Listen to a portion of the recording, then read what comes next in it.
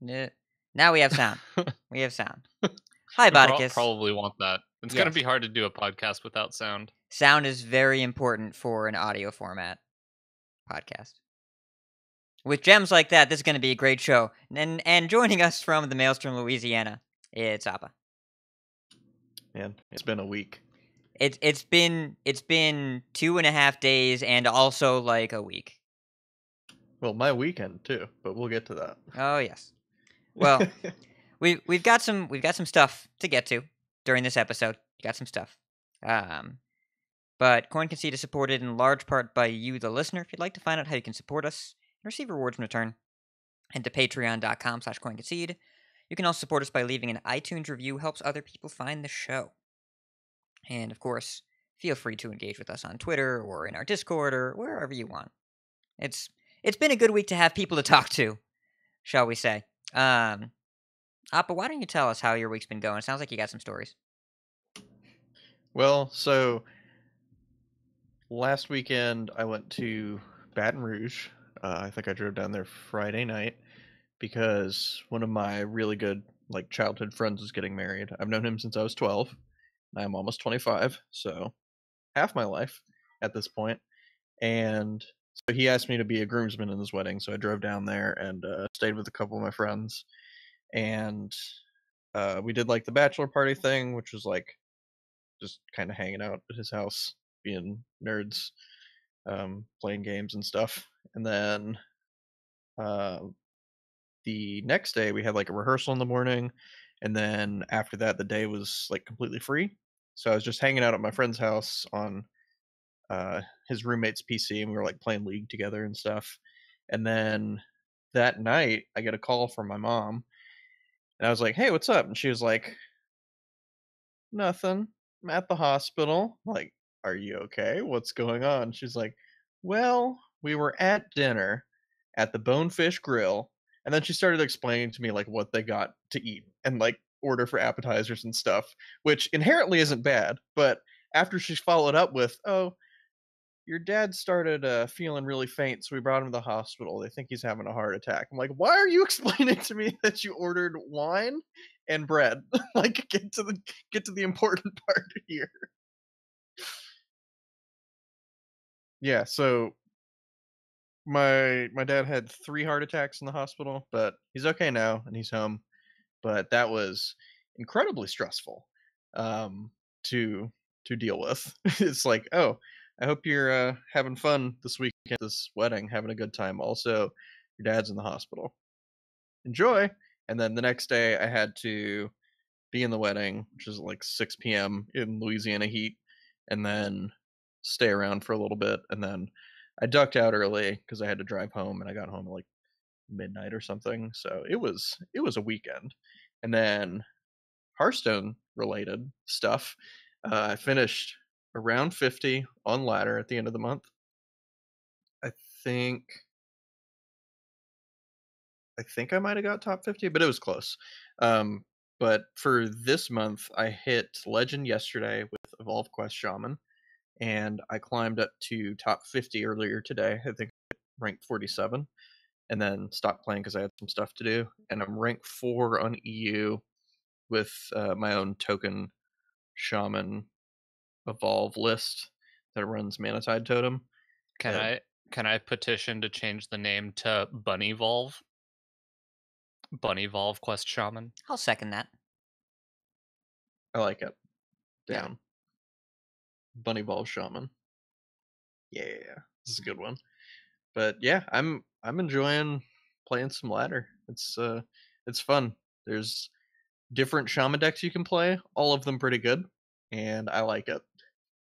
Just to be clear, listeners, the class is super busted right now. Super busted. Really insane. Really good. But yes, there are many different decks you can play, and they all have Mogu Flesh Shaper in them. Every single one. And ways to evolve it. People hard slept on that card in reviews. Yeah. I mean, it's just a free minion. Imagine thinking that card didn't have Rush. Yeah, imagine not reading that card. Yeah. And, yeah, how about you, Botticus? How have things been? Well, honestly, haven't been playing that many games. Not nearly as much as I have been over the last couple days. Doing a lot more listening to podcasts and a fair amount more reading than I usually do, and lots of sitting and thinking. But played a little bit of some Quest Shaman. Probably played the most Combo Priest that I've played since the expansion came out, which is like 10 games.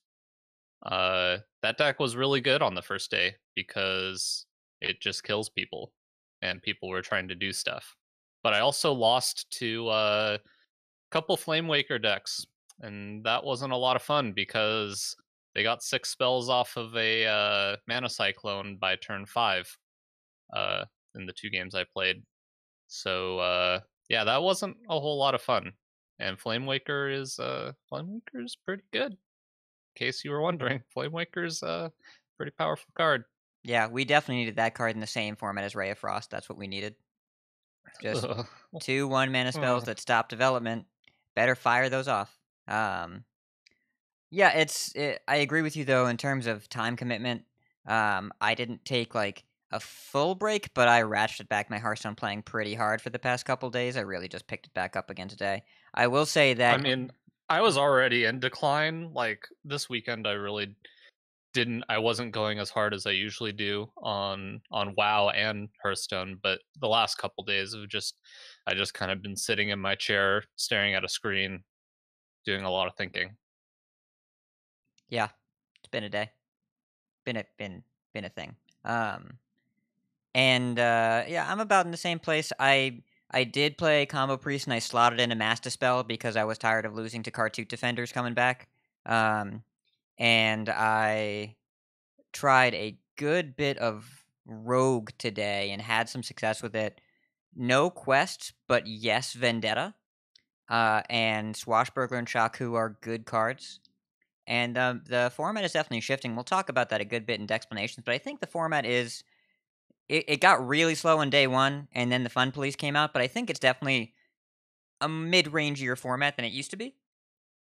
Control isn't quite as good, but aggro has some pretty clear counters, and people are playing a lot more neutral taunts. So I found mid-range or like lower curve mid-range, or I guess higher curve aggro, tempo, whatever you want to call it, to be pretty good. So the rogue list that I found, no quest, but it plays Clever Disguise, it plays Swashbuckler, Shaku, Henge Clan Burglar, and it plays Tess in the main deck, which has been pretty solid. Yeah, but we should probably stop dragging our feet and just get to what we need to talk about, because it's been a news week. So let's talk about the news. Gadgets and Gazette always gets the scoop.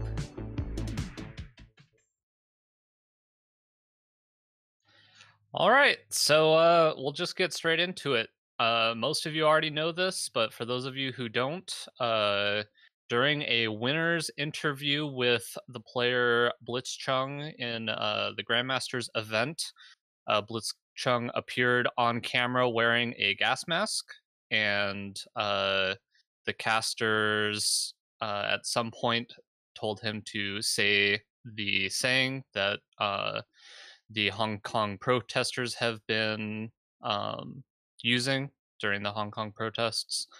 And it caused a kind of a big ripple effect. Blizzard came out with a response where Blitzchung was removed from Grandmasters. All of his winnings for Season 2 have been taken away, and he is banned from competitive play for a year. Both casters that were involved in the clip were also fired and will no longer be working. This was on the Taiwanese stream. For those of you who may not have seen it, you can pretty much just type in Blitzchung clip in YouTube right now and see a million clips of what happened. And Blizzard responded, this ban was probably about 48 hours after it happened. I think it was about 2 days, if that. It was really fast. So a bunch of people have come out and responded. One of the first people to respond to this action was caster Brian Kibler, who came out and said that while he understands the initial reaction um, of what Blizzard did, he does not fully agree with the extent of the punishment and will no longer be casting any Grandmasters events. Especially, he was scheduled to cast the one coming up at BlizzCon. He will no longer be doing that. He says he will continue to play Blizzard games, but will not represent Blizzard unless something changes. Admirable just a bit earlier today echoed that sentiment, that he will also no longer be doing any casting of GM matches. And Sottle's statement also not too long ago said that he will fulfill his contract with Blizzard. So a couple varying responses from the casters. There were a ton of other statements made by, for instance, Amnesiac and Crip. We'll have links to all of these responses in the show notes. And also, after the statement, there was a Tespa stream where some Australian students held up a sign saying "Free Hong Kong, boycott Blizzard," and Blizzard has come down with a ruling that they would allow them to continue to play in the Tespa tournament. However, that team has since declined, saying that it's a bit hypocritical to punish Blitzchung and not punish them for their actions. I'm sure I'm missing a lot of stuff. There's been just infinite amount of coverage of this, including just normal news networks, and yeah, it's a lot to handle. There's a whole ton of information out there. Yeah, and the students were from American University, not Australia. Oh, AU. Yeah. I got confused because it said AU. Yes, which is Australia. Sorry. Yeah, I get I it. don't know why. I get it. It's Yeah. fine. And just to make sure that we're clear on the scale as well, this has gone like full blown mainstream national consciousness. There's a lot of context here. The NBA had an issue about 2 or 3 days before this where a general manager for a team tweeted about the liberation of Hong Kong, and even though his team's owner like immediately counteracted that, Botticus, you're unmuted. Even though the team owner of the Houston Rockets immediately counteracted that, even though the NBA immediately came out and apologized and scrubbed the tweet, and the person responsible apologized as well, China basically pulled out of the NBA. Like all 11 mainland partners with the NBA canceled their association. The preseason games are not going to be broadcast, and the NBA commissioner later came out and said, you know, we're sorry if we offend anyone, but we support free speech. And it's just been an economic disaster for the NBA, but they stood up for it. And Blizzard, I think this all went down the day after, and it's an event that is, the reaction was really, really significant and harsh from Blizzard and really fast, but also it's in the context and in the limelight of something similar happening to another large corporation, and it's a political issue that got brought into the limelight. So CNN has covered it, Fox has covered it, NPR, all the major news networks are talking about it. The U.S. senators, Marco Rubio tweeted about it, Ron Wyden tweeted about it, a lot of senators have talked about it. This is in the public consciousness. The subreddit, the Hearthstone subreddit, is basically on fire. Like, it is entirely all stories about this thing. Lots and lots of people talking about canceling their accounts. Lots of people. Blizzard subreddit got set to private. Yep. I don't know if it's since come back up, but yeah, it's been pretty intense. And people are canceling their accounts, and Activision Blizzard stock is down, and employees at Blizzard staged a walkout in protest during the next day. There's a petition going around Blizzard headquarters. The engraving on the statue in the front that says "Everyone's voice matters" has been covered up by an upset employee. It's insane. It's crazy. It's insane. It's everywhere, and it's really, really hard to process all of it because so much is going on. But this is a big deal, and probably the most visible Blizzard Entertainment has ever been, and it's in kind of a rough way. I don't know. What are your all's thoughts? Because it's been kind of hard to be a Blizzard gamer the past couple days. Yeah, it feels like it's been hard to be a Blizzard gamer this year with this going on, and then the termination of all those employees. When was that? That was, I think it was January. It might have been late December, but I think it was January. And that was in really poor taste. The timing of it all, of Activision coming out and saying we made record profits and firing a bunch of people. But also a lot of companies have layoffs when divisions are unprofitable. I don't mean to make excuses for Blizzard. I don't want to say that, but this is straight up Blizzard core values and free speech of Western companies being brought into the limelight in the world's particular political atmosphere at this point in 2019. Yeah, I just bring that up because I feel like those are the two times I've seen Blizzard be somewhat like mainstream news, and it's like they're both horrendously negative. Yeah, this whole situation is super messed up.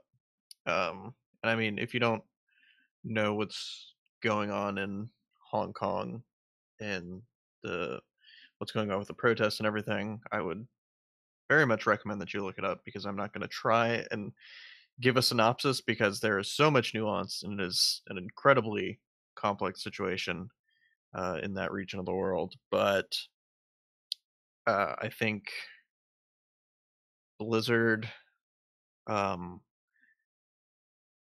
I think in a vacuum, banning, or not banning, just like removing a player from Grandmasters for doing that would be like, okay, I guess I could see that, but even then, it's so like almost hypocritical, especially with the like rulings and punishments they've handed out in the past. I immediately think of Roger and Shaxi.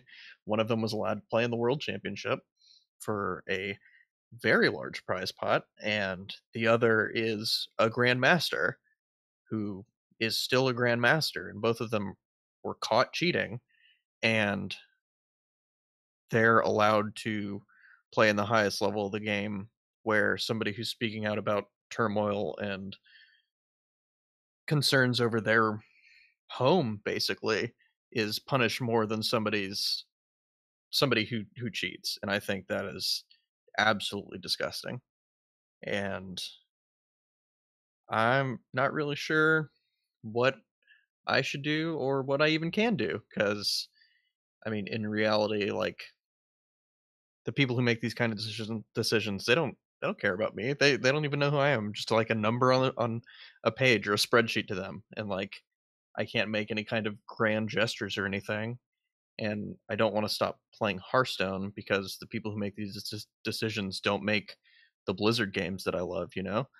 Um, and like, I don't know. It's just, I'm not sure what the right answer is, or if there is like a right answer to this, or like a right action that people should do. But like, I don't know. It's just, I think the the banning and the taking away of his prize money and the removal of Grandmasters is just obscene. It's egregious, and it's completely unacceptable.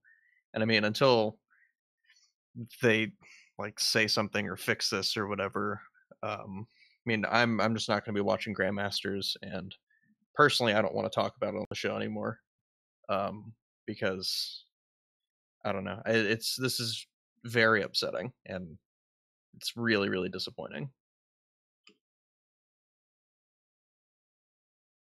What are you thinking, Botticus? Well, so as I said, I've been listening to a lot of podcasts. I've been doing a lot of research. I've really been trying to get a more educated understanding of everything that's going on. And you would think that would mean that I would have a clear cut, firm stance or something. But honestly, I have my opinions and my thoughts and feelings, but largely I kind of just feel like keeping them to myself. I got on this podcast because I wanted to help people get better at Hearthstone. That was my that was my goal for being on the podcast. The reason I wanted to be on here, and I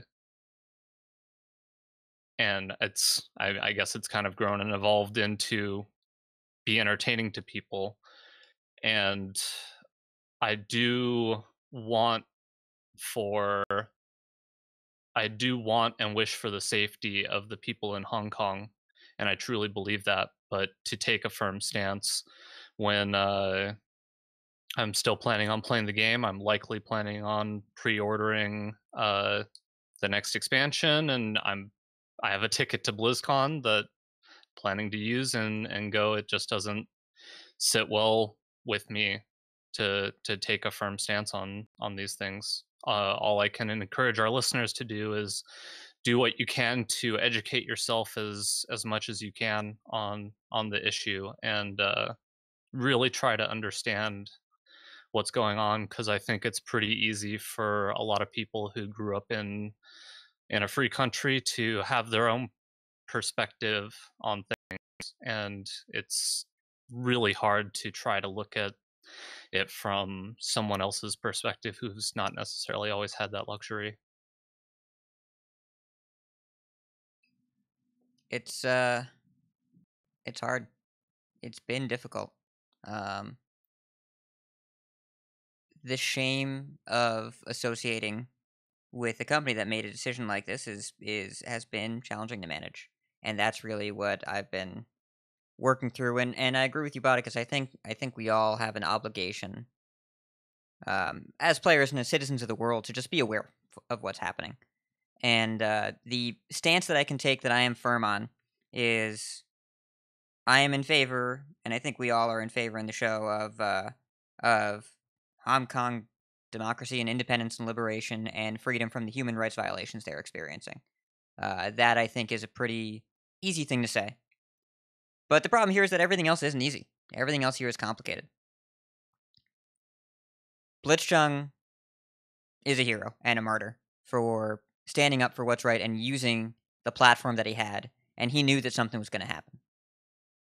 And a player using any public platform as a way to peddle politics, it's the Hearthstone organization, the Hearthstone esports organization doesn't allow that, and I don't think that it's necessarily appropriate to do so. So Blitzchung came out and made a political statement. Now, not saying that I disagree with the statement. I'm saying there's time and place, and maybe that was or maybe that wasn't a time and place, but he wanted to use his platform, and I will say, in retrospect, the attention this has gotten may very well have changed the world's geopolitical state, which is unbelievable, because it's Hearthstone. A Hearthstone player, in one sentence, may have changed how the Western world and China relate. Kind of insane. Kind of crazy to think about. So, he was going to get punished. It was going to happen. The speed and severity of this punishment shows that things were pretty complicated for Blizzard. And it was to silence a voice, though in the process they amplified the message a million billion times over, and to protect their business in and with China. Perhaps protecting their business, period. Yes. Due to the size and scale of China. I heard a statistic in doing all this research that the amount of people playing games, the amount of gamers in China, is likely to outnumber the population of the United States this year. Yep. And a lot of major Chinese companies, Tencent and NetEase in particular, have a heavy investment in gaming the world around. Tencent has 5% ownership of Activision Blizzard. And I think, somewhere north of 80 or 100% of Riot Games, actually. It's 100% of Riot Games, 40% of Epic Games, Oof. a large percent of Magic the Gathering Arena. Yeah, It's not it's not just a Blizzard thing. no. It's creeped into everything, nearly everything. Yeah, and the world is a complicated place in 2019, and ethical consumption under capitalism is a complicated thing. And just to make sure we're clear, none of us are political science professors or economists or anything like this. We're speaking from 2 days of research and a lot of soul searching. We strongly recommend everyone does their own research in the subject. Please do not treat us as experts. We've just had to sit here and think about how are we going to keep doing the show and playing the game and live with ourselves. I think the most important thing for me is separating the Blizzard, the corporate entity, from Blizzard, the people who work on the games, because they have a passion for it. Because like we have friends on the team, and like the people on the Overwatch team, people in like all the different Blizzard teams like make the games, like they're suffering from this too, and it's I know quite a few of them don't agree, if not uh, a significant amount. So it's it's weird, and I think I'm still going to be playing Blizzard games, but I mean, it's just really sad situation, honestly. Yeah, because think about it. If you were the CEO of Blizzard and you could you were told, make this call or we, the Chinese government, do not allow Blizzard games in our country anymore. The two options are one, compromise your core value and yield to the wishes of a totalitarian government. For when a player, yes, broke a rule, but not in a way that would ever result in this kind of punishment if it was, I don't know, if one of the North American players went on the broadcast and came out for or against, say, gay marriage, random issue, or gun control, whatever you want to talk about. If that came up, they'd be like, hey, don't be in any more interviews. Don't use our platform as a political platform. Don't be on This Week of Grandmasters, or maybe they fine them, whatever, but they don't get erased from existence, right? It's something else. This was clearly related to the economy.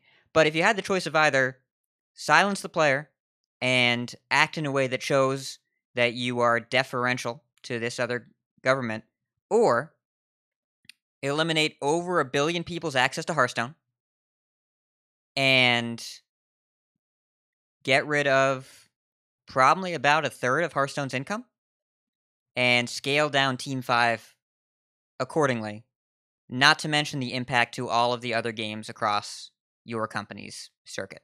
And Activision Blizzard, Call of Duty Mobile, breaking sales records, 100 million copies downloaded since October 1st. Third of that, if not more, just gone. Diablo Immortal, gone. Anything that NetEase creates in association with Blizzard, gone. And if you were the CEO, if you make the wrong statement or don't move fast enough and that gets taken away, that is not just like one player or 100 players or 1,000 players deleting their accounts and failing to pre-order. That is an entire country of 1 billion people leaving your economy overnight. And your business suddenly is a house of cards. And I will tell you, I'm glad I'm not the one that had to make that decision. I would very much like it if we were able to stand up for the values of the Western world, and I would also very much like it for the business to not scale down that much, that fast, and a bunch of people that didn't make that decision being responsible and holding the bag.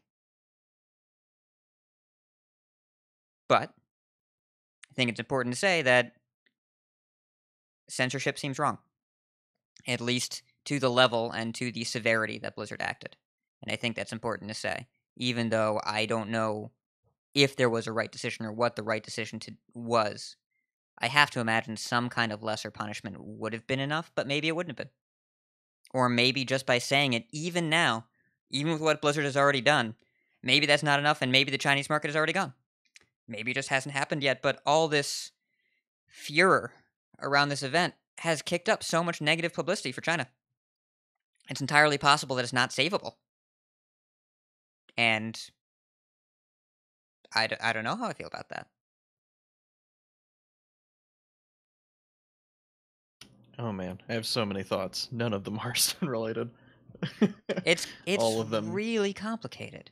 It's really Yeah. complicated. So I think where I want to redirect this conversation is not the geopolitical structure of the world and the economic impacts thereof, because we are not that podcast. What I wanna ask each of you, and what I want all the listeners to ask themselves, is what should I do? What should each of us personally do? And what should we judge other people for doing? And by the way, the answer for what should we judge other people for doing? Probably don't do that. Probably don't judge other people, because everyone has their own personal ethical alignment. Everyone has their own integrity. And choosing to boycott Blizzard, if you are in the position where you can and want to move away from the game, by all means, I will not judge you. If you want to keep playing the game and you want to stop spending money on it, by all means, do that. If you want to spend a little money, that goes to the developers, doesn't go to China, doesn't go to totalitarian governments. It's really, really, really complex. And being critical of Blizzard's decision doesn't mean your only choice is walk away and sever all ties, or be complicit with evil. Just the same way, if you have a disagreement with your significant other, you don't have to either break up or change your opinion. You can disagree and still live together. I don't know. What I did, personally, is I took the money that I had saved for the Hex and Flex bundles, which we're going to talk about, obviously, but it's their two $20 bundles, and I gave that to Amnesty International Hong Kong, which is dedicated to fighting human rights abuses. And my relationship with the game, I will still probably be playing about the same amount, but I intend for my spending to shift a little bit. Probably will still pre-order the preset bundles, because I want to keep up and I want to keep playing and I want to keep doing the show, because our community was not based on the evil of a totalitarian government. It's based on the joy of connections we've all found through this game. But my spending is probably going to ratchet down a little bit. What about you guys? Yeah, I don't know. Things have changed on a daily basis for me. I get more information. I change my viewpoint.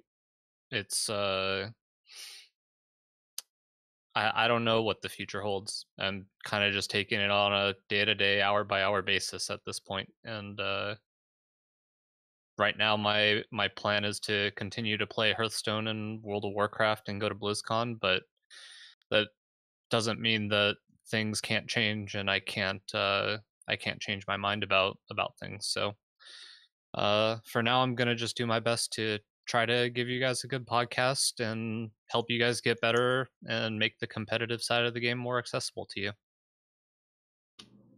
I like it. I like how you got that tagline in there. Hey, that's what the show does. It's what the show's about. It's what I joined the show to do, and hopefully I've done a good job up until this point, and hopefully I can continue to do a good job for the show. Yeah, I not really sure how I feel. I just know I have feelings about the topic and the situation that's going on. And like Botticus said, as I'm learning more, like feelings change and they're not like just set in stone. And I don't know. It's I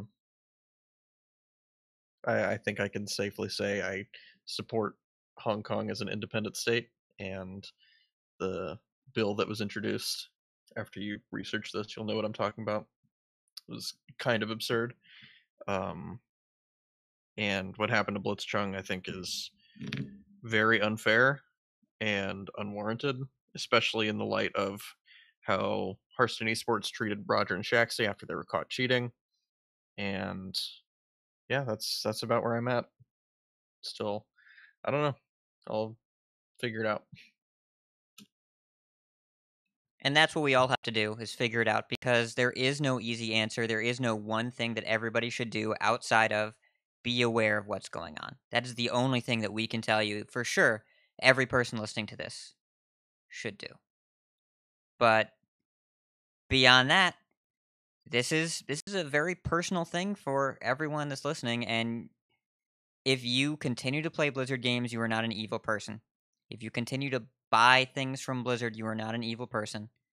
Just be aware of what's going on in the world. And it's this is a point in time where the world has landed in a political state where an event like this was going to get blown up, and this just happened to be in the middle of it, and it happened to be from the company we associate with, but it's not unique among companies. The NBA will tell you that, and so many other companies will tell you that the realities of dealing business with a government that has complete control over their citizens' money and complete control of their citizens' access to information. It's And the I think reality. it's important to say as well that you're not bringing up these other companies to be like, look, other companies do it too, so it's fine. It's more like it's just reality. It's what happens, you know? Yeah. Like it's not okay because of the other like companies go through this kind of thing as well. It's just how the world works. And it's kind of messed up, but that's, you got to accept it. Yeah. It's censorship is wrong. And at the same time, you can't go to your job and start bringing up politics to everybody that walks by and expect not to get a talking to. Like, there are lines, and what Blitzchung did was it ended up being so important and such the right thing to do on a global economic scale. But I wouldn't want a player every week going on the Grandmasters winners interviews and talking about politics. Wouldn't want that. Blizzard doesn't want that. None of us would want that. They're Hearthstone players. They're not the people that I tune into for politics. Yeah, I was talking to Hat before the show in Discord, and I was saying that I think this is not the best outcome, because the best outcome for Blitzchung would be says what he said, then like gets a talking to, and then it blows up. But because of how severe the punishment was, this was probably one of the better case scenarios, because it has gotten such enormous publicity, and that's I think what he wanted, ideally. And Yeah, he changed the world. Like, he straight up, he changed the world. yeah, The best it's, outcome is Hong Kong has a peaceful and end to the happenings that are going on right now, and I don't know that that's going to happen, but only time will tell. And Yeah. I think that's pretty much all we have to say about it, right? Yeah, I mean, we could talk about this for another 4 hours, but I think we can also do the show.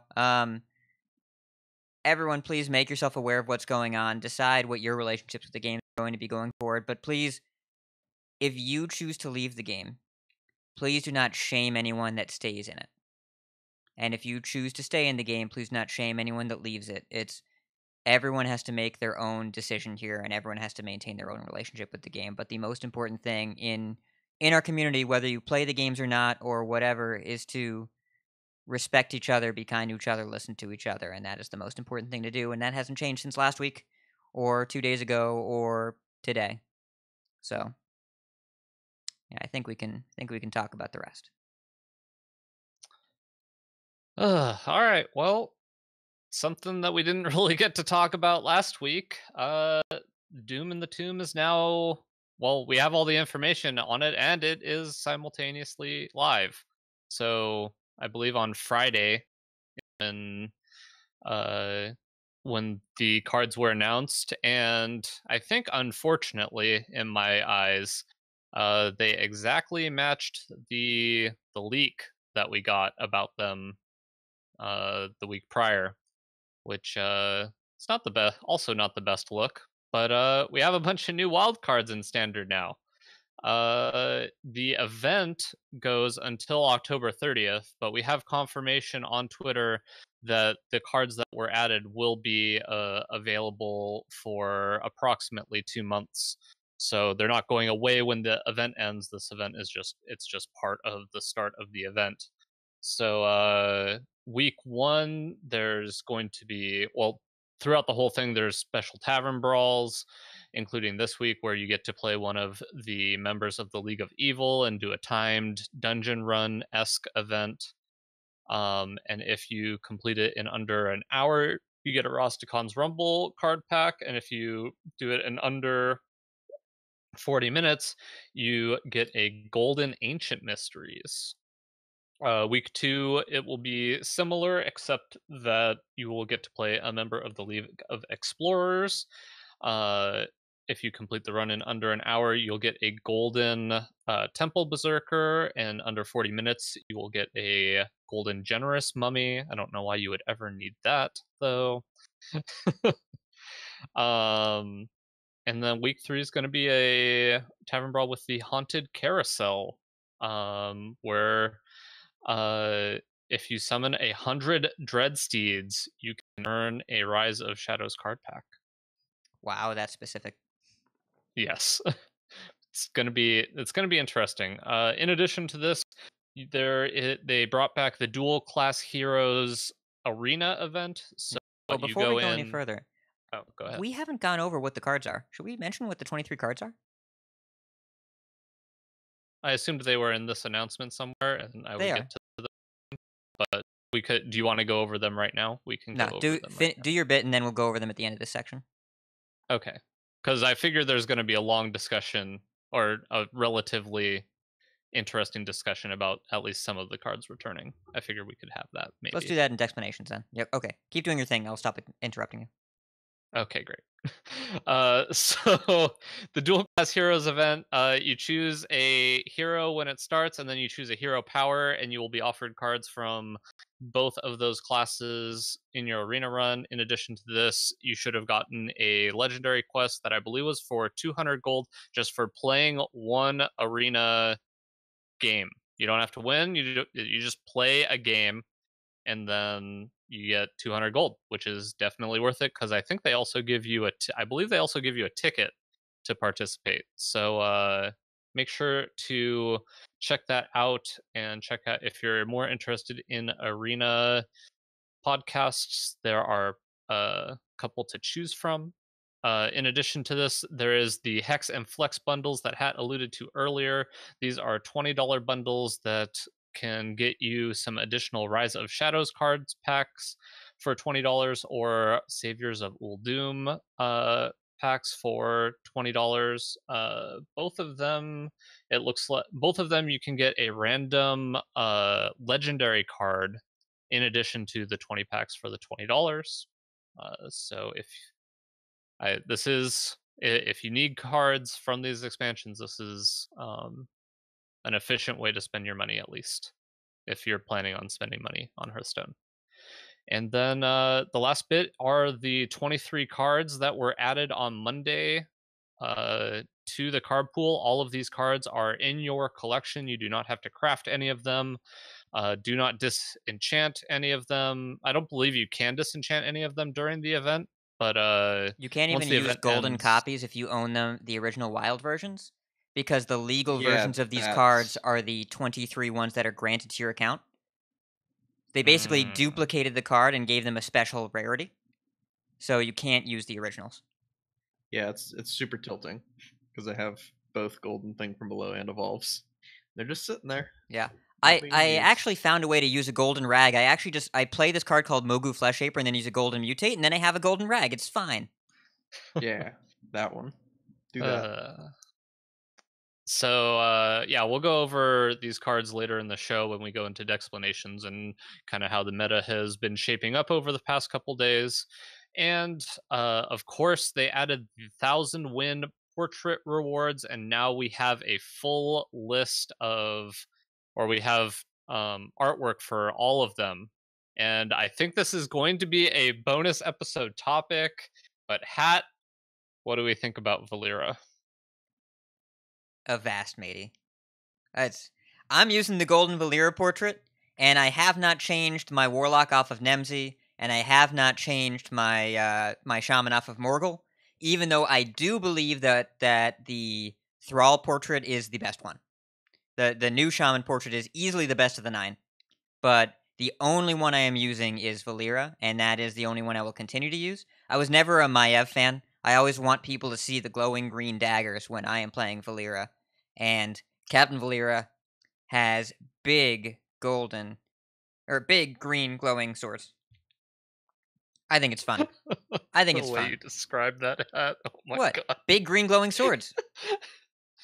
Well, just the fact that you stumbled where you did made that funny to me. But Yes. I agree that War Chief Thrall looks Yeah. quite amazing. And Yeah, at first when I saw Thrall, I was like, okay, I like this. I think Rosticon's still better though. And then I saw the animated version in game, and I'm like, okay, this is S tier Shaman portrait. yeah, though some of the arts are kind of questionable. Rexar and Malfurion are both kind of interesting.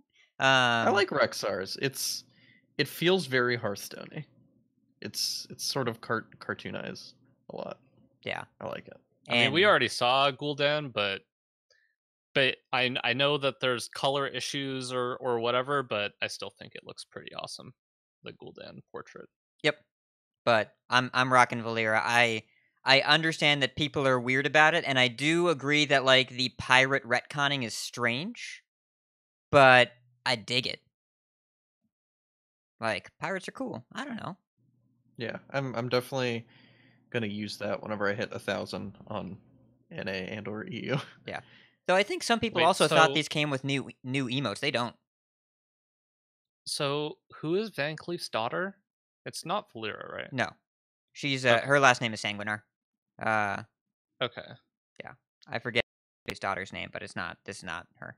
I feel like we've had her recently on a card, which is probably why she came to mind. But either way, and that's mostly it for the patch. There's a couple bug updates, which are mostly not terribly important.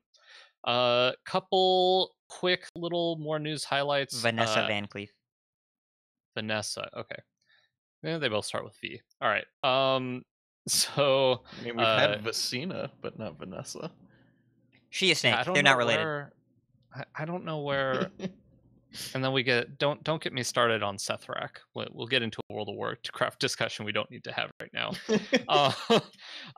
So AzumoQT, aka TJ, one of the casters of many Hearthstone events, is going to be stepping away from casting for a short bit due to health reasons.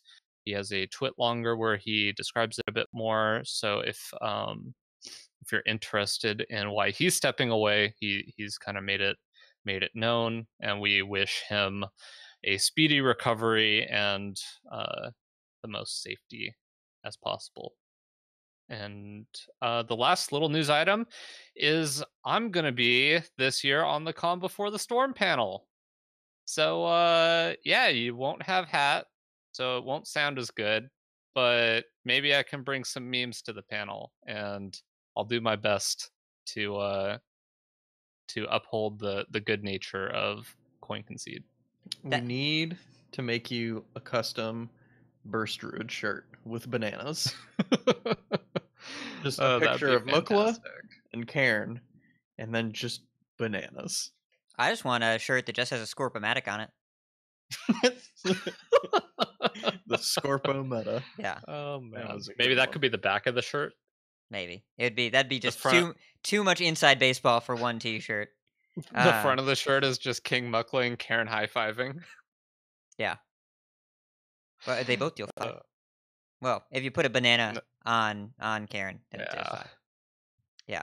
Yeah. But Botticus, nice job in announcing your own placement on a panel at BlizzCon in the most self-denigrating way possible. I'm consistently self-denigrating on the show, whether or not you edit it out of the podcast. Oh yeah, marking that down for editing. It's true. I've seen it. It's true.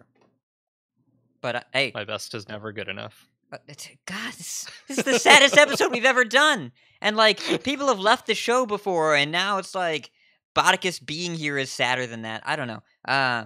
Wow, that makes it sound even No, ruder than what I said. Aggressive. I'm not saying that I'm sad because of it. I'm saying that you're making a sad situation. We're gonna edit all of this out. It's all going away. Point here is, Bot, I'm really happy you're on the panel, excited to be there and hang out. And the panel this year and BlizzCon this year is gonna have an interesting tone. Because it's kind of in like 3 weeks from today. Yeah, And it's BlizzCon's not gonna far be away. BlizzCon's gonna be interesting this year because Blizzard as a company has not said anything yet. And BlizzCon is in 3 weeks, so we'll see what happens. Yeah. I am excited to see friends and hang out with potentially listeners, but definitely friends who I know are going. I'm really excited to see people. I'm very sad that Appa's not going, but there are a lot of people I'm very excited to see, including people who I did not realize were going, and now I know they're going. So, yay! Very exciting. I think that's everything. So let's talk about tournaments real quick. Let's talk about tournaments. It's the Grand Tournament!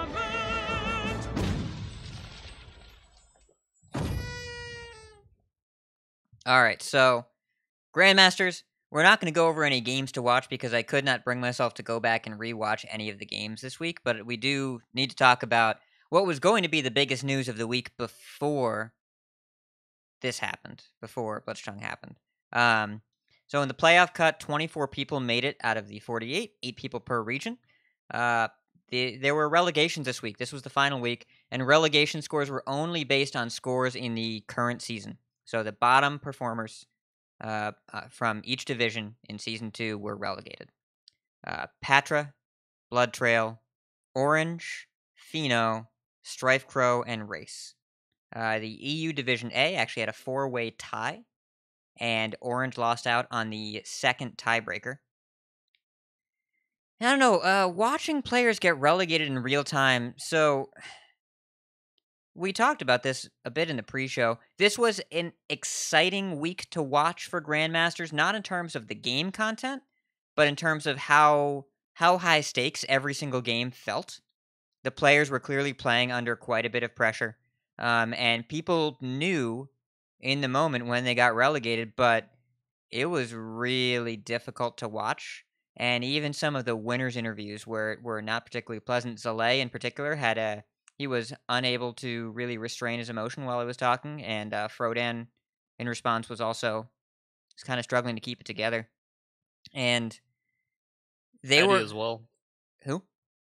Eddie's interview Yeah. was rough. Eddie's interview was rough, and like watching Orange's match where he lost a game due to triggering a secret and just started crying uncontrollably on camera was pretty difficult to see. And I mean, the Octosari Evolve was fairly brutal. yeah, it was pretty insane. And people were getting asked by the casters, so what are you going to do after Hearthstone? Because in this system, relegation means removal from the pool that is really unlikely to get re-entered. And there was a lot of chatter on Twitter, even by the winners, even by the people that stayed in. If you are asking people that question after their performance in the Grandmasters, there is something wrong with the system. And I think I agree. I think I agree that the not having a second tier 2 fall into is kind of insane. So we lost some good players out of there. It's really weird that the world champion competing at BlizzCon is no longer a Grandmaster because Pheno got relegated. That's really, really strange. So he'll be competing at BlizzCon, but he's not a Grandmaster anymore. And for the players remaining, we do have Deckless out for playoffs. So the last week of Grandmasters was before the wild cards were introduced into the format. So this is the first we're seeing of Grandmasters Deckless in the new format. And out of the 20... you meant Season 1 champion, right? Because you said world champion. Yeah, he's And playing that's in not Worlds. right. He's playing in Worlds, yeah. Okay. Yeah, he's going to play in BlizzCon Worlds. Yeah, I just wanted to make sure we meant Oh, yeah. Season 1 So champion. Pheno, yeah. So the Season 1 champion is going to be playing in BlizzCon, but not be Yeah. a Grandmaster. Okay. I'll go back and splice that in. It's fine. And so of the new format, every single player brought Shaman, and 23 players brought Priest. Shaxi didn't. Brought Rogue instead. Only Rogue player. 23 people brought Priest, and 22 of those are combo Priests. And then Eddie is the only player with a Res Priest. You go, Eddie. You do it. But 22 of the players are combo. Every single Shaman is an evolved deck, just quest or no quest. And 18 people are bringing quest Druid, some with Malygos. 11 Holy Wrath Paladins, 9 Highlander Hunters, then a handful of Warriors, 3 Zeus, 1 Rogue, 1 Mage. People are playing it pretty safe, and Shaman's insane. Shaman's really, really good right now. We'll talk about it more in Decksplanations, but it is by far the best class, and it is basically like 1.5 decks. We're back in business, boys. But we're really back in business. It's a thing. As far as Tespa is ongoing, as stated last week. We're in week 4. We still got a few more weeks to go before we get to playoffs. The first week of Arlington Qualifiers is done. Now, again, this first week of qualifiers was before the wild cards were legal. So we can't really draw a ton of conclusions from it, other than best of 3 conquest with a ban seems pretty good as far as formats go. And we saw it evolve in really, no pun intended, because Evolve wasn't legal at the time, we saw it evolve in different directions over the course of last week in a really interesting way. Like, there were some really cool winning lineups. Shaman, Priest, and Warrior were the 3 big classes to bring. But here are a few lineups that won qualifiers. Okay? Holy Wrath Paladin, Aggro Rogue, Quest Druid. Aggro Rogue, Murloc Shaman, Aggro Warrior. Highlander Paladin, Token Shaman, Highlander Warrior. And Aggro Rogue, Secret Hunter. Not Highlander, Secret. Like, with bunch of secrets. 2 ofs. And Zoo Warlock. There are a ton of different strategies. There was one qualifier that had 0 Priest in the top 8. None whatsoever. And the other thing that's really inspiring here, that's really hopeful, a lot of really strong players are generally performing very well early on. The first qualifier was won by Kuonet, who was a former HCT playoff contender. Like, he made it to the round of 16. I think it was 2 years ago. It was in the Angora meta. And really smart guy. Insam, known Hearthstone dissident and Twitter troll / good player. And Sir Vilgadas, who was a known combo priest enthusiast and also strong player. And also, I think Baby Bear has top-8'd 2 qualifiers already in the first 2 weeks. A lot of really good players doing consistently well, and that is the sign of a healthy format. So, this meta looks good, and they're all single elim. There are a lot of people they're coming into Discord and being like, good luck to everyone in the qualifier, and then I check in 2 rounds later, it's like, how you doing? It's like, oh, it was out an hour ago. Okay. Well, at least your time wasn't wasted. It's a lot faster to know how you're going to do in these tournaments. So, I think it's hard to tell because there has been a lot less chatter about this lately because people are kind of busy with other stuff in Hearthstone, you know, the Blitzchung thing. But it seems like this is a step in the right direction. And as far as what's good in the ladder, well, our Decksplanations section is going to talk all about it. But coming soon, Grandmasters playoffs start tomorrow. Awkward. We'll see. No casting from Kibler or Admirable, because they've both released statements saying they no longer feel representing the company. They no longer feel comfortable representing the company. But we'll see what happens there. Masters Tour Bucharest is in a week. And we still have the open dashboard channel in our Discord with tournaments available for anyone to sign up for if they want to play them. And that's our tournament section. On to Decksplanations.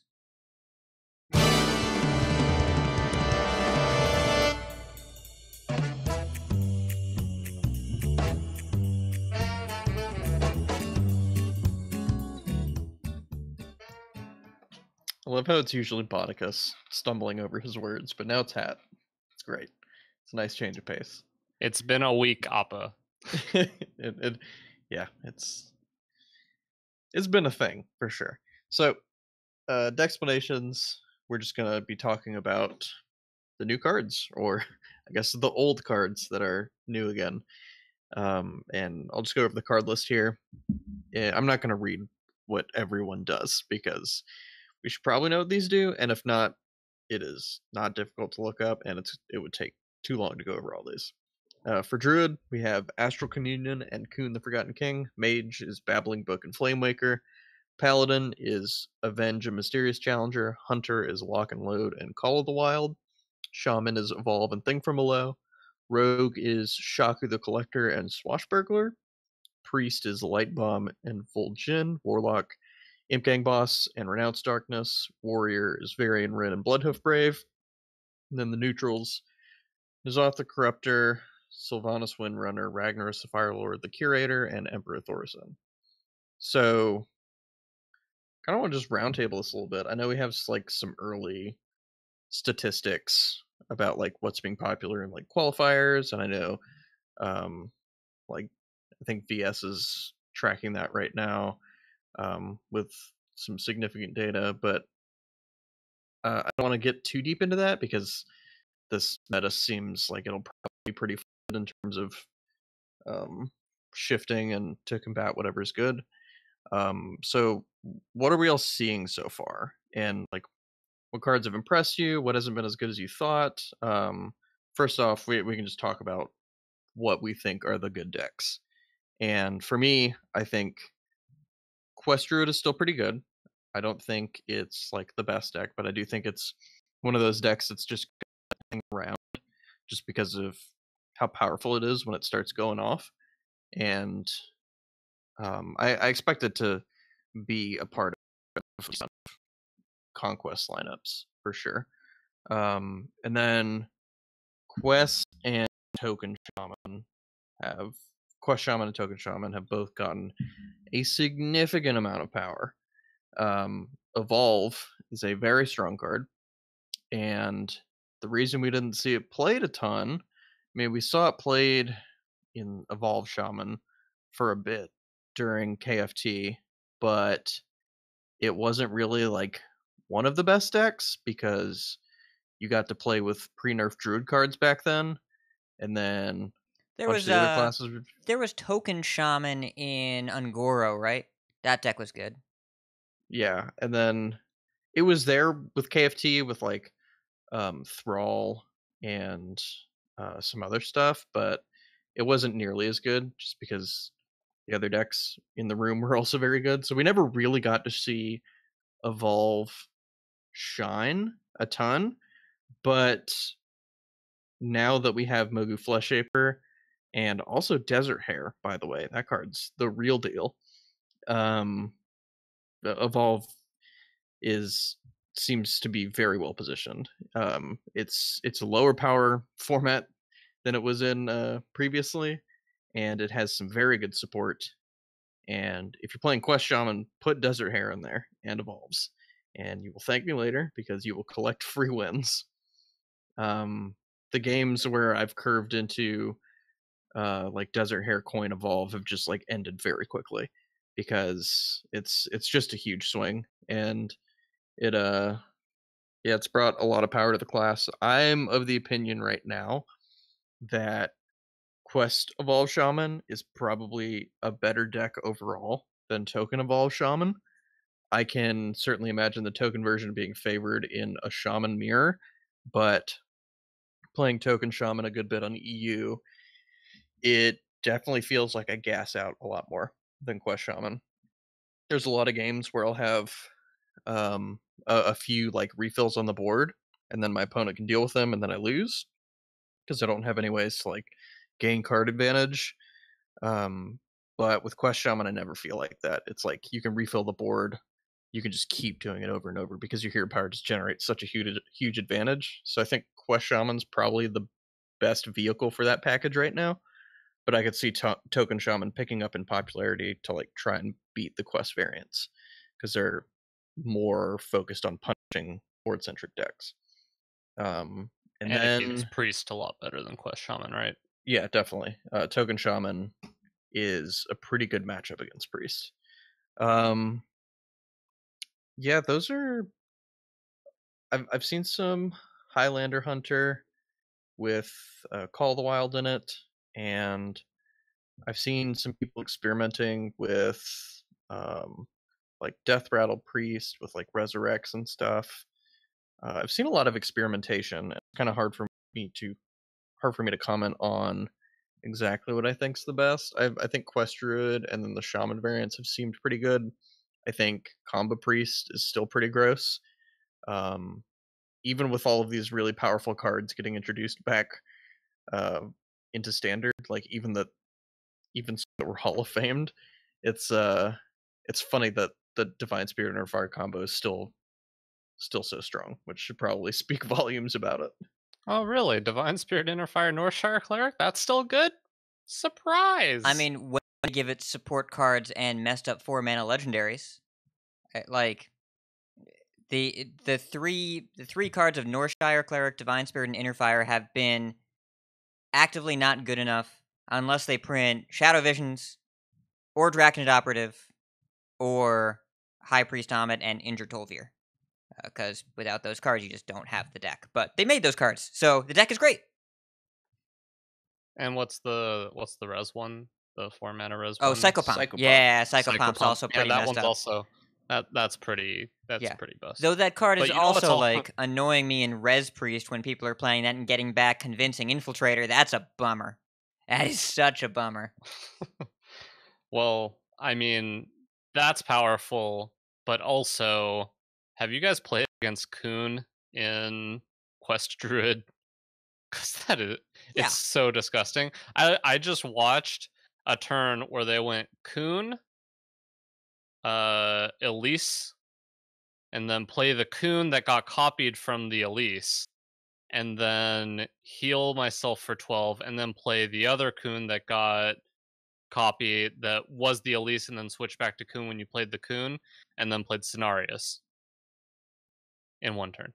So what you described doesn't work the way it does, I don't think, because I'm pretty sure Yes, the it does. floop turns into Elise when you play Elise, right? One of them turns into an Elise. One of them stays a floop because it So it copies it then the because it copies both. Normally, the reason why you think that it's an Elise is because normally the one you play afterwards is the Elise again, or you play another minion in between. That's so interesting how that works. I feel like that shouldn't work that way, but I guess it snapshots your hand and then duplicates it, and then the card in your hand, that's when the effect triggers? Yeah, I think while it's between the board and your hand is when it triggers. Right, because the battle So cry it happens doesn't before the minion see- enters play. So I don't think it sees the Elise come into play. That's But disgusting. the second one does. The new one doesn't. The old one that was already there is like in the process of seeing the Elise, but it's copying. It's a weird interaction, but yeah, I saw that happen, and that is disgusting. So that's so a disgusting. 30 mana turn, gain 20 armor, and then keep your hand. Gain 30. It was gain 30 armor, gain 30 armor, gain 12 health, and then make a board of, they have a 5/6, a 7/7, a 9/9, a 5/6, an 8/8, and a 5/8. That's their board state in one turn. So we can recreate our Decksplanations from last week. What's the play? Concede. Bottom right. Go to the next game. That's the play. Or Zephyrus Twisting Nether. And then concede the next turn.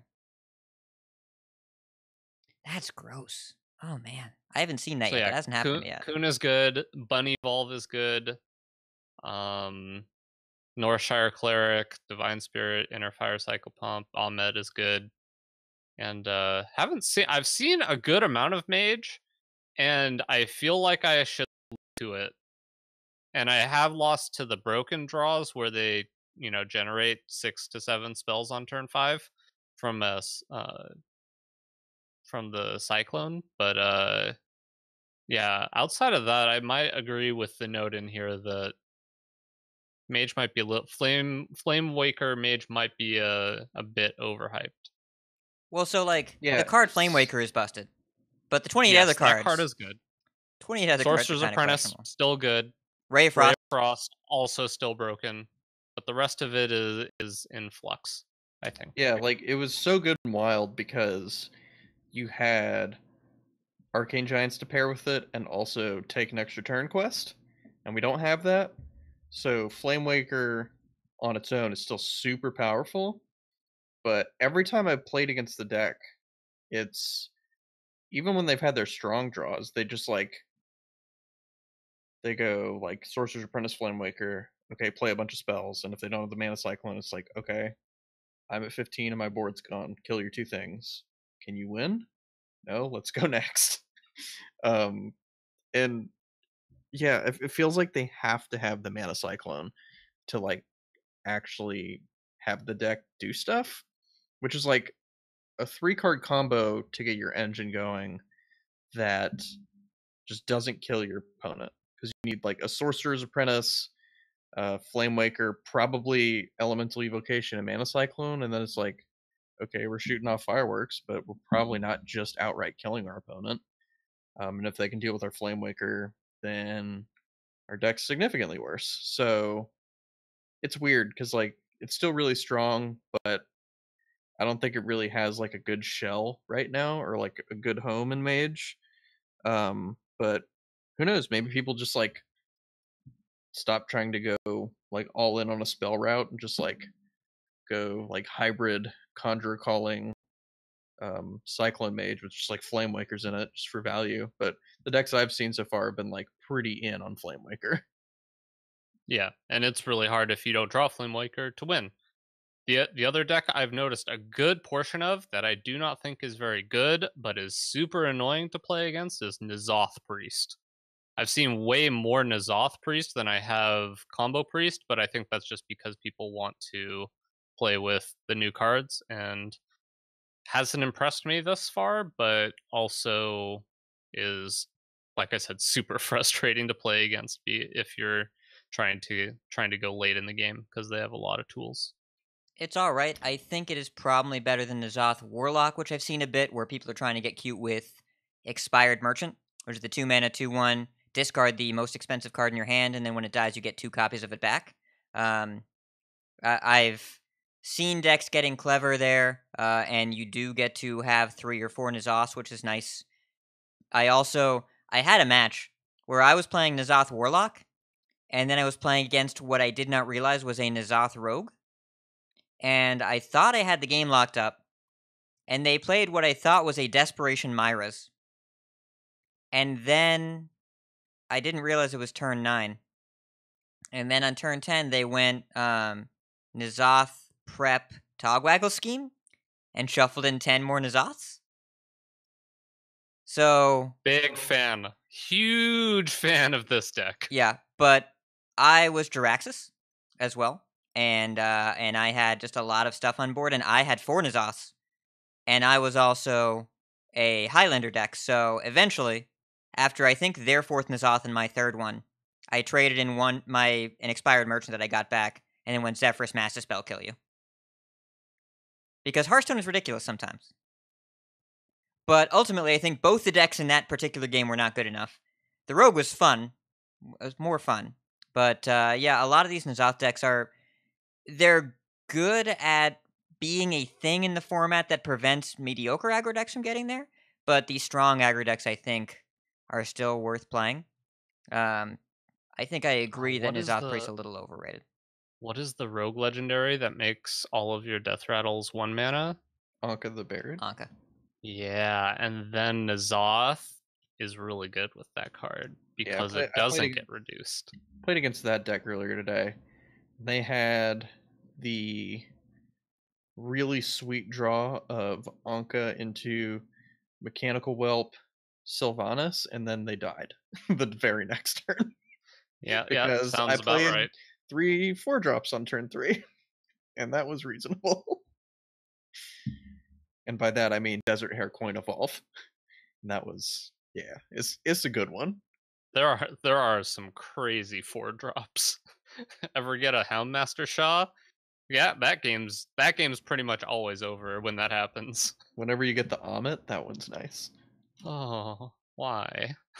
Why you gotta do that to him? Yeah, I think the first game I played after the new cards came out, my Quest Shaman opponent went Hero Powered Desert Hare, Sandstorm Elemental Evolve, and got both Houndmaster Shaw and Ticket Scalper, and I got and also 4 other minions. So I didn't win. I lost that game. It didn't work out. That was gonna be my question. Did you win that one? I did not. Did not get there. Lost the next turn because they also had the Bloodlust. So Rip. yeah. I did want to talk to Appa a little bit on air. We talked very, very briefly in Discord about this, about inclusions in Quest Shaman. And really, I brought up a card, Evil Totem, which I understand Appa's position on it, but largely it has felt somewhat unimpressive to me after turn 1. And he gave me the Flame Imp example where you still play Flame Imp even though it's pretty poopy after turn 1. But what I've noticed and what I've felt a lot is a big card we cut from Quest Shaman is Giggling Inventor, which I understand gets a lot worse with Evolve. That's not really what you want to be doing when Evolve's in your deck, but I feel like Mind Control tech gets significantly worse without Giggling Inventor because obviously the early Giggling Inventors or the early Mind Control techs are still good, but being able to stall out the game to make your Mind Control techs really good in the late game, I think was a very worthwhile inclusion of Giggling Inventor. So I just wanted kind of your early thoughts on the card inclusions in Quest Shaman, and if I have any validity to what I'm saying, or you just like you just can't ever cut Evil Totem. That's just never a card you can cut. I'm gonna go out on a limb and say that I can see wanting to experiment with cutting an Evil Totem, but I think if I were to perform that experiment, I would quickly realize that I was wrong and put it back in my deck. Because I mean, the reason you put it in there is because it's so insane early, and I mean, like reducing the number of chances you have to have a very good draw seems bad, especially in this deck that has like very strong high roll potential too. Like putting out a lightning rod for something is pretty good, and like having a threat that they have to remove or start to like get snowballed or like buried in advantage is also very good. And it's not like it's completely dead after turn 2 or turn 1. Like frequently, like I've been playing against Rogue and I'm not thrilled to be having to do this, but I mean, I'm also not super unhappy to just like play a totem into a South Sea deckhand, knowing full well that it's going to die because I'm going to get a lackey. Because the lackeys are super important to your quest development and important for weaponized wasp as well, which I'll get into in a second. But I think the high roll and snowball potential of having it early is well worth putting it in the deck, because the downside is just a 2-mana lackey, which either or 2 mana plus the lackey, so I guess a 3-mana lackey, which is either quest progression or it's actually super valuable after you complete the quest. A lot of the lackeys get really good once you complete the quest in a bunch of different scenarios.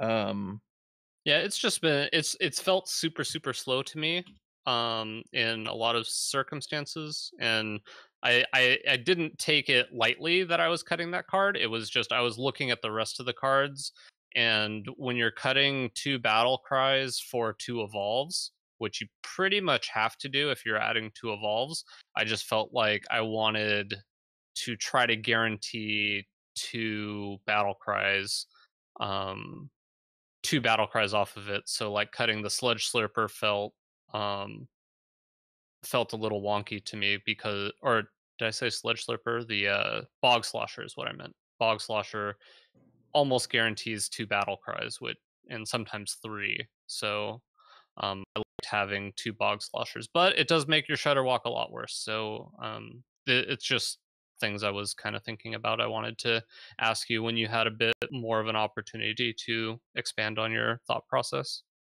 Yeah, so the list I'm running right now, I cut a Bog Slosher and a Weaponized Wasp and the 2 Giggling Inventors. So I still have a former champ in there, because I'm not sure if I'm crazy, but I feel like that card's actually gotten better with Evolve, because if you can do it anytime past turn 5, or if you're turn 5 with a coin, going former champ into Evolve is actually really good. It's a mutate plus you probably upgrade your 5/5 that you get.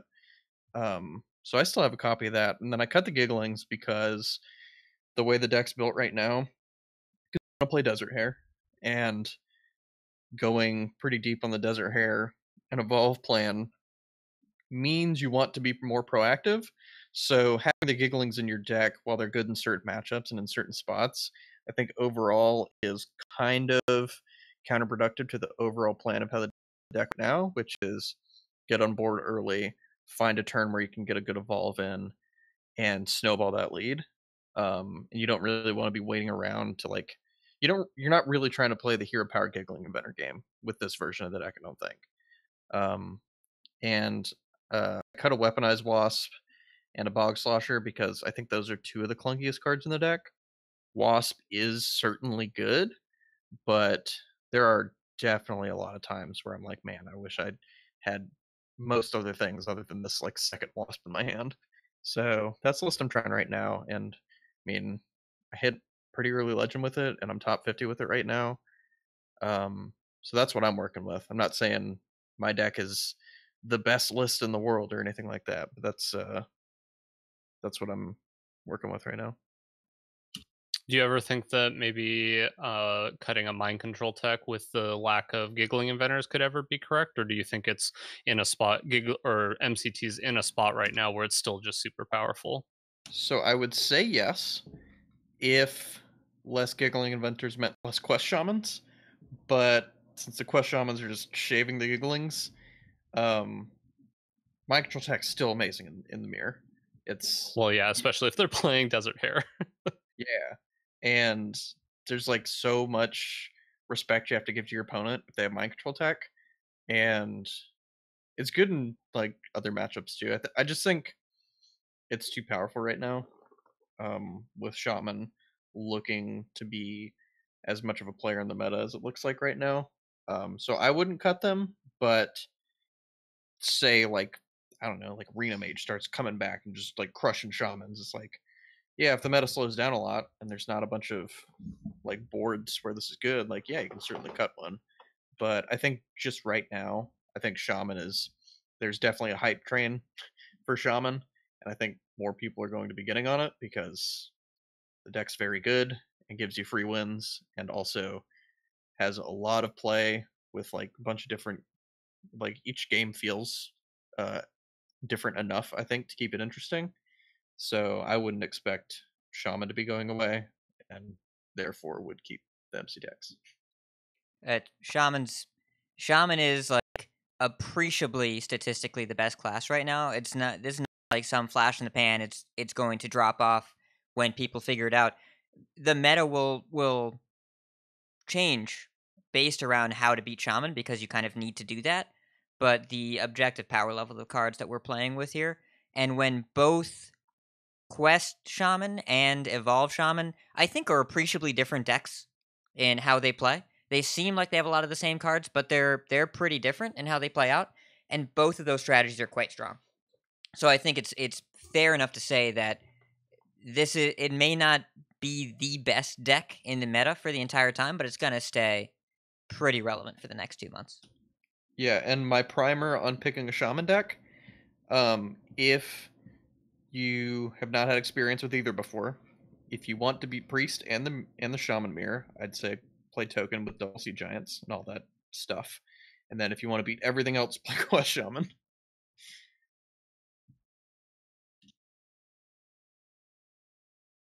Yeah, so I've been more of a proponent of the Johnbury style Shaman because I love Bloodlust and I hate grinding people out with the hero power. So I've been generally playing the more aggressive list. I do think the quest list has a broader game plan that is capable of outlasting other decks and still fine in the early game. But I'm not really sure what's going to end up being good because there are different calls based on the form the meta takes, and the meta is fairly rapidly shifting. So I'm curious to see what ends up coming out on top. But Appa's been doing well with Quest Shaman for quite some time, so we'll see. But Yeah, I mean, I haven't really picked up Hybrid Shaman yet. That list will probably change drastically too. Just I just wanted to really play with Desert Hare and Evolve, and Quest Shaman just feels like the better home for that naturally. Then I've already explained my thought process between the two, but yeah, I'm kind of messing around with stuff on EU since I'm already Legend on NA or Americas.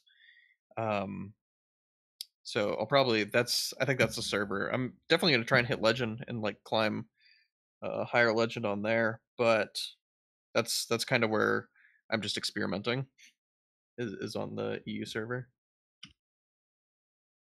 But have either of you played Rogue?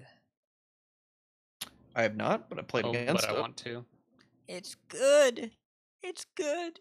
Do I have to play Pharaoh Cat? Yeah, you do. You have to play 1-mana cards that give another card in your hand. You have to play those cards. Pharaoh Cat's very good. That card still. Yeah, well, I did win with a Generous Mummy today. Very good, I think, is aggressive, but we won't get into it. Yeah, well, the Generous Mummy was against an aggro warrior, and then I hit it with a Titanic Lackey, and then my opponent face tanked it with an Arcanite Reaper, and it was alive when they were done. So I won that game. That was good. And then I lost the Rogue Mirror later because their Pharaoh Cat gave them Restless Mummy, and I don't know if you know anything about that card, but the one thing I can tell you is that no tomb can hold it, and I lost. I guess that's two things. I got a Restless Mummy from a Pharaoh Cat once. I had 3 mana left, and I died the next turn. It was great.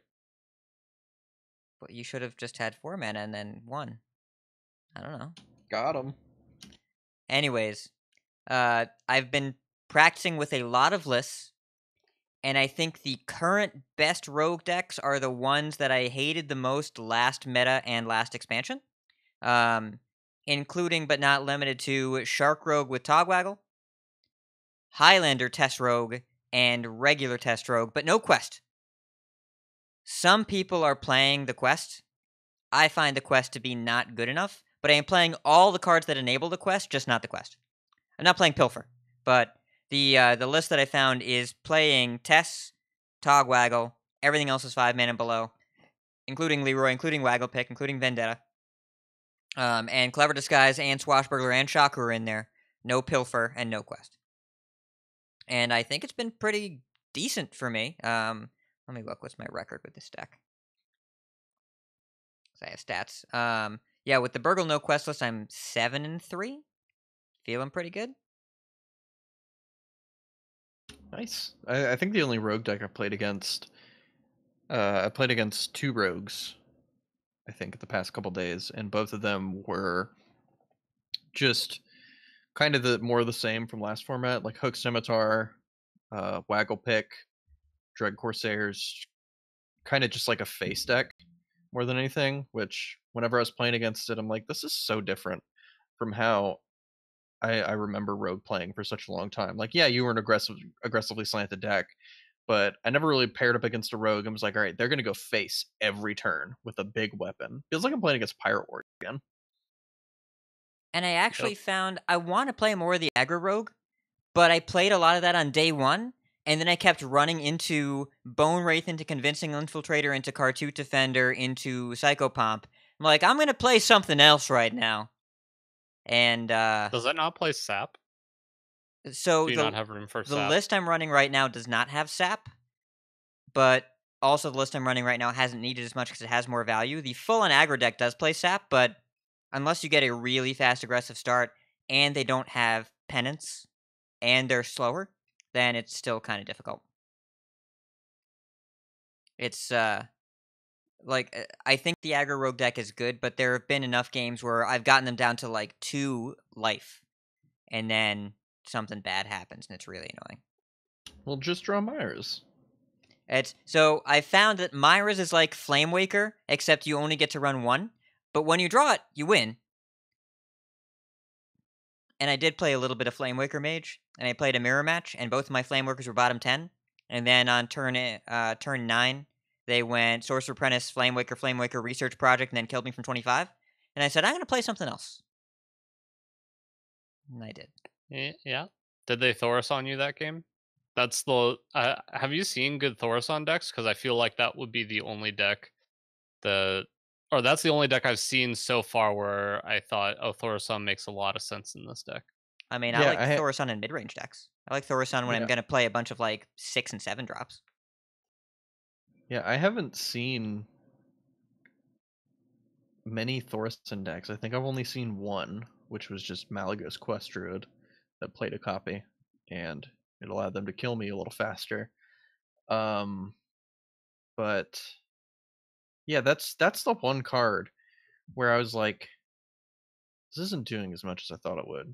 Because, I mean, last time it was in Standard, it was discounting Ice Lances and Frostbolts with, is it Evolved Kobold? Is that the Yeah. 4-drop? Well, and also And, you and- could and go... Laughing Freeze Mage, and you were going from 30 to 0 in one turn. And also you could go turn 2 Wild Growth, turn 3 Innervate Thaurissan, and Oh, yeah. yeah, and you were discounting Forces and Roars. And then your opponent died from 22 on turn 6. So, like, we live in a different world now. It also, like you said, it's good. It's probably good in mid-range decks, but I don't feel like it has a great spot in like Quest Druid, and it definitely doesn't have a spot in Quest Shaman.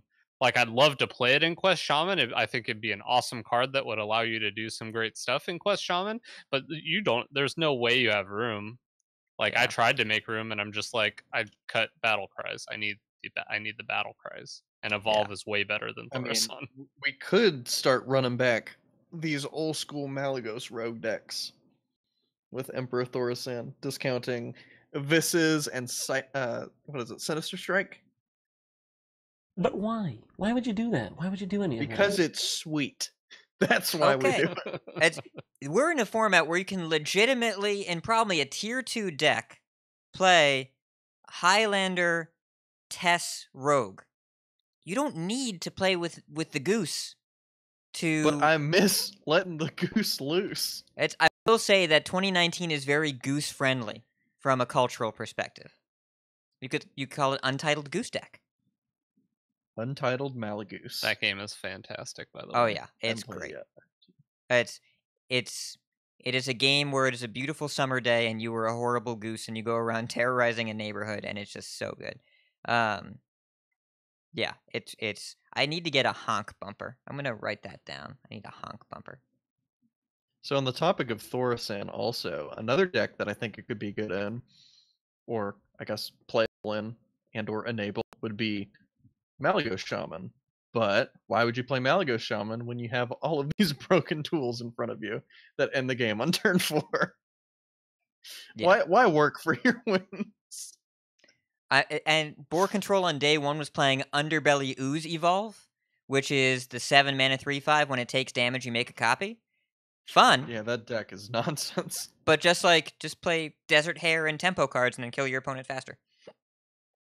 Oh, I saw Zalay get to barista a Hyreek the Bat, and then a couple turns later play Hyreek and then play Evolve. Not okay. Yeah, one 9 thing... drops are really good, by the way.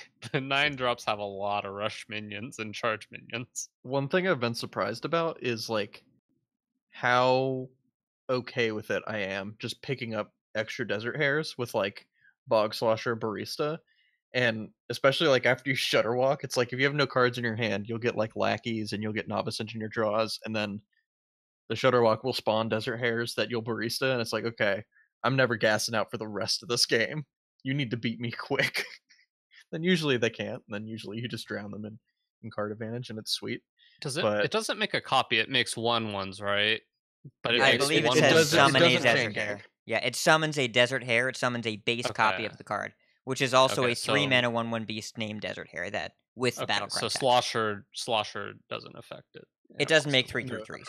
It'll just be a 3/3 that makes 2 1/1s. Yeah. Or a 5/5 that makes 2 1/1s. So here's the key question I have for you two about the format. How does it feel with these new cards? Do you think this was a good idea for them to do, both in general and with these cards in specific?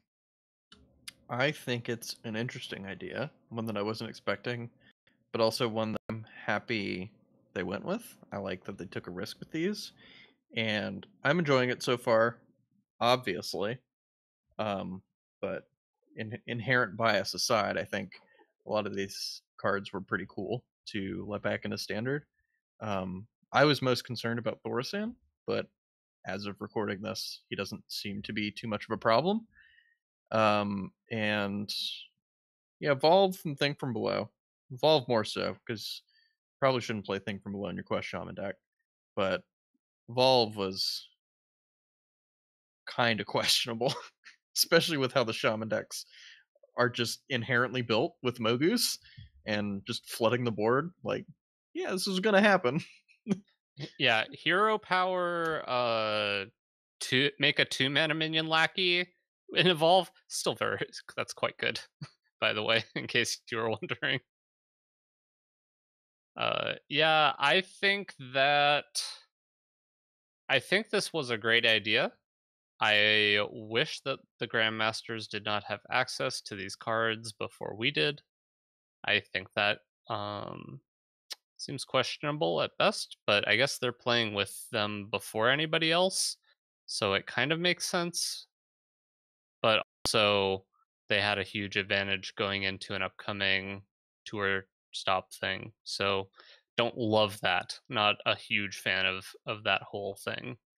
But overall, I think it was a good idea. They have some interesting choices. I think they have some good choices, and I think we're just going to need a little bit more time to see how everything plays out. And I'm excited to see potentially some of these other cards that we haven't talked about yet coming into the limelight potentially. Yeah, and there have been some other cards that haven't been quite as polarizing as Evolve specifically. I had forgotten how much I enjoyed playing with Call of the Wild. And in the old meta, 8 mana Call of the Wild was absolutely good enough and 9 mana wasn't. And in this meta, 9 mana is good enough. Now, I have not played with or against 9 mana Call, 10 mana Zul'jin. I have not played that scenario yet. I imagine it is very powerful. But so far, Call of the Wild doesn't feel broken. Feels good enough. And it's a great card, and I've definitely enjoyed playing with it again. Light Bomb has mattered a lot less than I expected it to. A lot less. Like, it's fine, but so many minions in this meta have big butts and small fronts.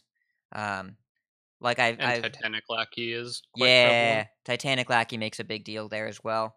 Imagine trying to make the Lackey pool worse and then making Titanic Lackey and having it actually, in my opinion, one of the better lackeys to get in a lot of circumstances. Yep. Especially against Light Bomb. And part of the reason why lackeys and Evil Totem in general are so good in Shaman is because Witchy Lackey is fantastic in that deck, whereas in other decks it's kind of... It's like you really want to hit your... maybe the Ziliax after the bubble, or maybe you want to hit Evil Miscreant.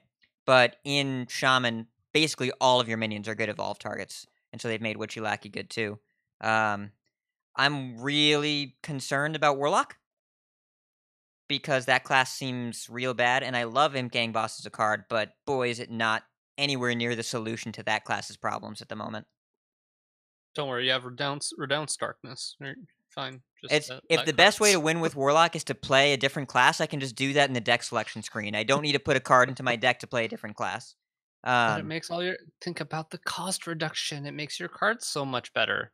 Except that you can't draw 2 of them a turn, so the cost reduction doesn't matter. Yeah, and you're stapling a Thaurissan tick to a puzzle box of Yogg-Saron, so who cares? Doesn't matter. So I'm really concerned about Warlock as a class and its positioning, and I think it will be fighting with Mage for the bottom class. Flamewaker, I understand what Blizzard was trying to do, but I had a theory once that Flamewaker was the card that caused the single most uninstalls of Hearthstone by itself. And having played with and against it again, I stand by that theory. I don't think that Mage is anywhere near too good. It is probably one of the 2 worst classes in the meta. But, like, why did that card need to come back? Why did we need to feel those feelings again? Because Mage needed some juice, so they got the Ringer. Like they got your boy out of retirement. But the deck isn't even good. Like it's now just like Prince Keleseth, except it's 3 mana instead of 2, and it infuriates me later in the game. Exactly. That mage needed this much help. No. They brought him. Mage needs way more help, but more than 2 cards can bring. Exactly. Ugh. Well, speaking of classes that kind of needed a little bit of help, and seemingly got them, but I think the key is that it's missing one very specific card that is near and dear to Ridiculous Hat's heart. Mysterious Challenger and Avenge coming back. Avenge, quite a good card. Mysterious Challenger, quite a good card. But in my limited experience with Paladin, there's a card that they needed to maybe refill their hand a bit. Maybe draw 2 or 3 or 8 cards because you run out of cards really fast. Or 0 because the floor and the ceiling are infinite. Yeah. So yeah, I feel like I don't know that Secret Paladin's gonna get there, and I think I'm very glad that Divine Favor is not there, because otherwise that deck I think would be quite disgusting. Yes, the difference between a deck winning and losing is drawing 8 additional cards for 3 mana. That's probably the key. Yeah, so the thing about Secret Paladin in the past is that it was all design mistakes at every point along the curve, up to 8, and then if you curved out, your opponent lost. But now we don't have that curve for Paladin, and Divine Favor is gone. So Secret Paladin just ends up being this really feast or famine strategy, where if you have your Mysterious Challenger, you're probably in a good spot. But you also have to curve into it because MC on its own isn't good enough to win a game. And at that point, if you're playing this like really kind of all-in strategy of like, I'm a synergy deck, I need to like really go off to win a game, like, why not just play Murloc Paladin? Just play Tip Scales. It's probably just a better version of this kind of thing. And that deck is also not really good enough. It Yeah. feels good enough when you get the tipped scales on 4, but also that deck is aggressively medium unless you specifically get that nut draw and your opponent can't deal with it. Yeah, and Secret Paladin feels kind of the same, because whenever you have these like legendary curves of like Secret Keeper into Noble Sack Avenge into what 3-drop do they play now? The legendary one, Or the Master one that doubles your secret. Oh yeah, Captain Rissa, I think. Yeah, Rissa. Into like Bellringer, 5-drop Mysterious Challenger. Like, yeah, then you're doing it. Then you're like really getting somewhere. But even then, your opponent's going to interact with you, and you don't have the crazy above the curve cards like Minibot and Muster for Battle and Shredder anymore. You have like dorky stuff. And But you still have Shredder. It just has to take the 2-drop from your hand. It is. Oh, that card's not disagree. it. That's You don't that like is that one? that No, is that the, one is not the the truth. not it is not it. Like, Yeah, Yeah, so that's so one basically, you want to evolve your hair into, because then it takes your lackeys out of your hands. yeah, so basically, if you get a really good draw, it's probably decent, but its best draws are worse than Tip Scales Paladin's best draws, and since the two both need really good draws to be good, why not go with the more powerful one? So, yeah, I don't think Secret Paladin is it. It's probably the closest we're getting, though.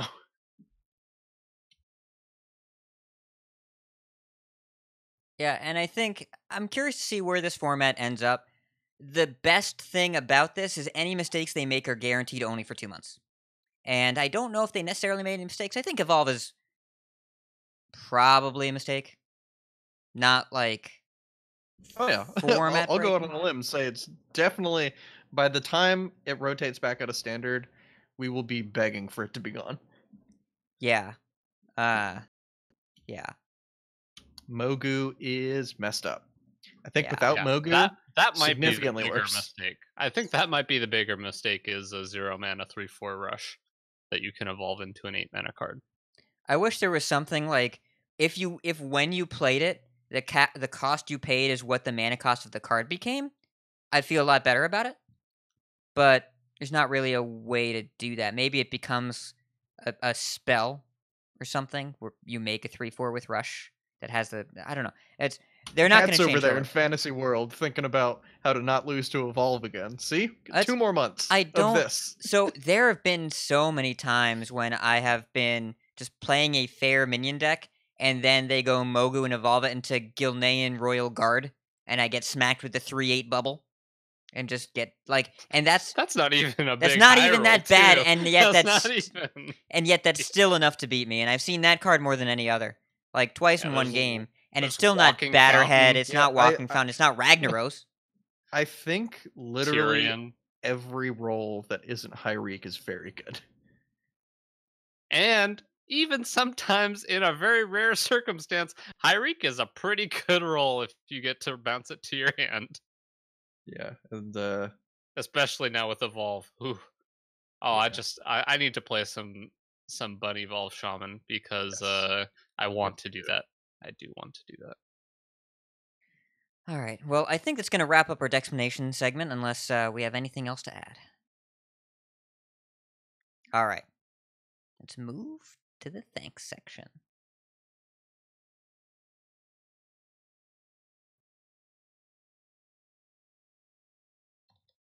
And we have many folks we'd like to thank. Check out our thanks section on the website at coinconcede.com, where you can also find our contact info, our show notes, and our Patreon information. You can monetarily support our show at patreon.com/coinconcede. Join us every week live by following us on Twitch at twitch.coinconcede.com. Join our community chats in our Discord at discord.coinconcede.com, right into our email at coinconcede@gmail.com. Follow us on Twitter at coinconcede, as well as like, share, and follow us on Facebook at facebook.com/coinconcede. Big thanks to our producers, Number Theory, Itinerant Wizard, Donald, Pug Ugly, and Doge TK. Botticus, who would you like to coin concede to this week? So this week I really just want to coin concede to Discord, mostly the serious talk section of it. I did not post a lot of my thoughts in there, but there was a lot of great civil discussion in there that was good to read, and I think I'm going to continue to definitely be reading a lot of that in the coming days, coming weeks, probably. But just thanks to everybody who's remained civil in a time where there's a lot of outrage and a lot of other stuff that is not our Discord. I'm very thankful for our listeners and the people in our Discord. Yeah, that channel, just by its nature, can get pretty volatile at times, but it also is a space for some of the better eye-opening discussions, I think, in our Discord. Not for the faint of heart, but it's an interesting place, and a place I go to just learn about different stuff and encounter different viewpoints. And with that, my coin concede is going to be to just our general community and everybody who sticks with us, who's listened to us through the years, or even if you're a newer listener, and just thanks for listening and sticking with us through some of the kind of crummy decisions that Blizzard has made in the past, because we're here because of y'all and because we love the game. So yeah, I echo those coin concedes. I'd also like to coin concede to Blitzchung, because standing up for what you believe in the face of great adversity and taking the personal consequences for it is kind of a big deal. And I don't care for the situation we're in now, but I really think that he may have changed the world, and that's kind of important. And I really appreciate that.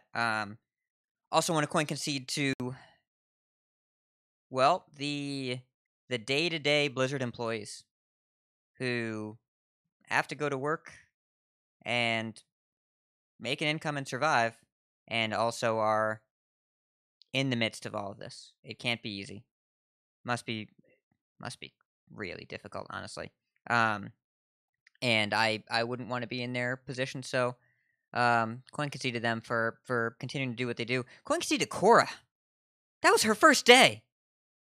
That was day one. Cora, I hope you're all right. that's the corporate equivalent of if you can dodge a wrench, you can dodge a ball. Yes. Except, like, the wrench is a human rights political disaster shaped like China. Yeah. And coin concede to Blizzlet, who I'm going to be on their show right after we finish recording this show. But you will likely hear our shows at the same time because this episode's going to take a couple days to go up. So I'm coin conceding to them now. And coin concede to her name on Twitter is Vera Sarah. Her actual name is, I should have had this ready, but I didn't.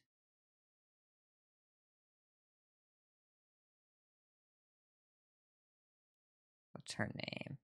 Alexandra Kata. She's a PhD student who she's at a conference, UCIES, and she had a talk called Leveraging Platforms for Marginalized Voices in Esports, and featured our Women in Gaming episode, and talked about how using a platform like the one we have to reach marginalized voices really makes a difference, and used our episode as an example.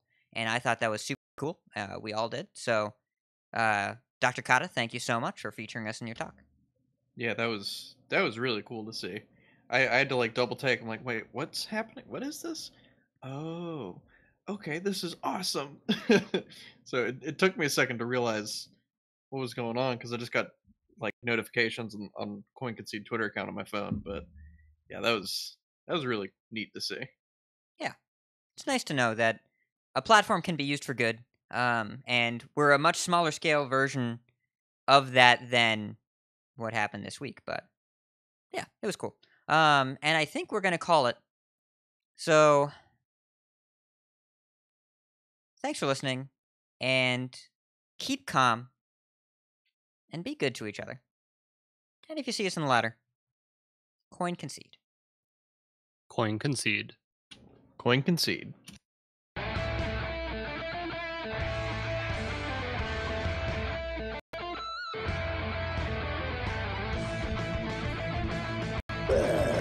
I go home now. Boss will not like this. Really sunk this ship. You fiends have bested. No wins today. Back to the lamp.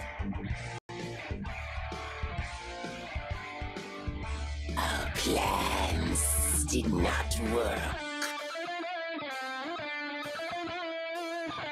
I have no more time for this.